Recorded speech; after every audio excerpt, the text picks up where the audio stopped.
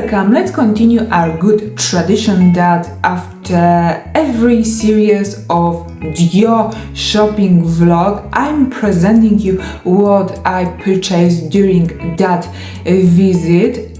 This time I might surprise you because despite I added four Dior shopping vlogs with women's collection. For now I'm purchasing only women's collection, but it might change. I'm open to it. Yes, it's actually the item I didn't show you in any of those vlogs, can you believe it? But when you will see it, you will understand immediately why I acted like that. But definitely I need to inform you, I have my honeymoon with Dior. I like many things there, and I think I'm more critical towards LV than towards Dior at the moment. The first item I wanted to present you is something I didn't have to pay for. It's a Dior magazine, as my SA told me, for some fashion inspirations, and actually I'm planning to give it to my sister because I want her to fall in love with Dior so much as I. And our creme de la creme is here. Now, do you know, can you guess why I couldn't show this to you in any of my Dior shopping vlogs? Because it's not a novelty. It was designed by previous Dior creative director Maria Grazia, not JW Anderson, and that's why you couldn't see it in my previous shopping vlog. Actually guys, now with Dior my relationship with that brand is not that easy because I'm very critical towards JW Anderson. I think he's infantilizing, making the Dior very childish, and I don't like it. Maria Grazia had a class. Maybe she wasn't a visionary and maybe she wasn't that funny, but she was definitely more elegant, and I have an impression she felt Dior better and what Dior is about than JW Anderson. Anyway, to the piece.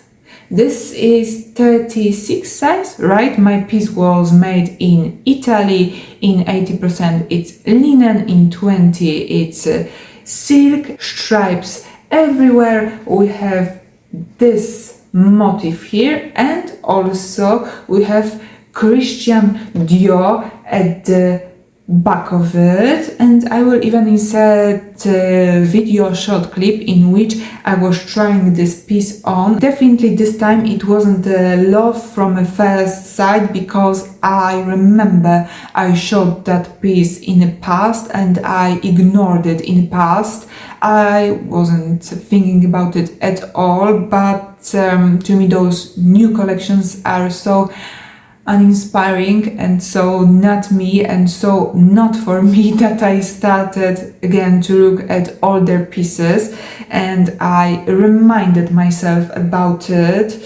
So yes, it came to this point. So first of all, the cleavage, of course it's not very innovative or groundbreaking solution, but I just like it, and I need to tell you I don't have anything in my wardrobe with this, you know, string, rope, and yeah, I don't have it. And the second thing, it's this one. This was definitely the X factor for me, because as you know I have a long hair and I'm mostly always in 90% of the cases wearing my hair like this. So, and I remember I was explaining that fact to you in the past, but once again, so for me there is not a lot of a sense to purchasing things that are having logos or some, I don't know, illustrations on the chest, because everything will be covered with my hair.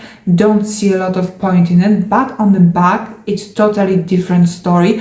Also, I know it's not that obvious because we are mostly always expecting logo on the front of our pieces, but on the back it's less expected. And you see we have this beautiful piece of fabric. It's not just imprinted.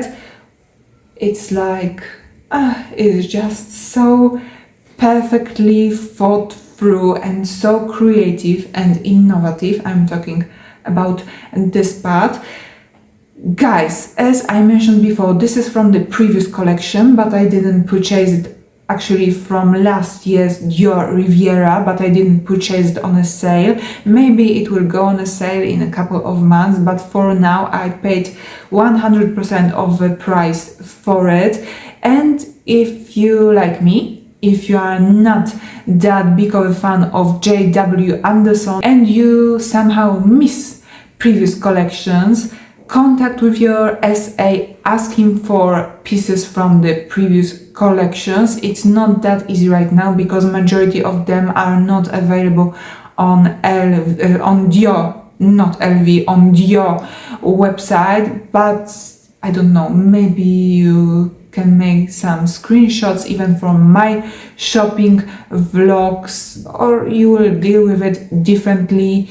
And yes, you may always ask your SA, but I'm just genuinely telling you those pieces from last year's Dior Riviera are still not on a sale. So if you are counting on some good deal, not now, maybe in a couple of months, but also if you will be waiting a couple of months, you are always risking those pieces will be withdrawn for good and they won't be available at all. In my modest, humble opinion, last year, 2025, Dior Riviera was so much better than this year's Dior Riviera. But of course, let me know in the comment section down below what do you think about this year's Dior Riviera. Also, let me know what you purchased recently for yourself. As usual, I'm wishing good morning, afternoon, or evening if you subscribe to my channel. I'll see you soon.